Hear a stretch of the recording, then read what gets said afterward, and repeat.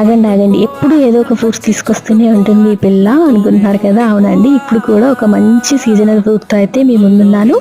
అది పనసకాయ ఎవరు తినాలి ఎవరు తినకూడదు అనేది నేనైతే ఫుల్ వీడియో పోస్ట్ చేస్తాను.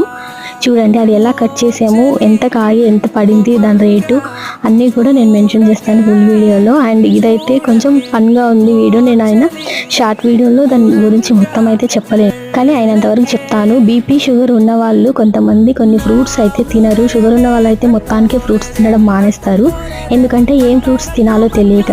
కానీ కొన్ని ఫ్రూట్స్ ఉంటాయి బీపీ షుగర్ ఉన్న వాళ్ళు కూడా తినేవి, అందులో పనసకాయ ఒకటి అన్నమాట. షుగర్ ఉన్న వాళ్ళు కూడా ఈజీగా తినొచ్చు, 4-5 పీసెస్ అయితే తినొచ్చు అనమాట. నేనైతే ఫుల్ వీడియో పోస్ట్ చేస్తాను, ఇంట్రెస్ట్ ఉన్న వాళ్ళు తప్పకుండా చూడండి. ఈ వీడియో నచ్చితే లైక్ చేయండి. మేము ఇక్కడ ఇదే అనుకుంటున్నాము, వీళ్ళకి ఏం పనిలేదు ఎప్పుడు ఫ్రూట్స్ తీసుకొని వచ్చేస్తుందని. సో అది నేనైతే పనసకాయ మొత్తం తెచ్చుకొని ఇలా తొన్నలుగా చేసుకుంటున్నాము. విడిగా తీసుకోవడం కన్నా ఇలా కాయ తీసుకుంటే బెనిఫిట్.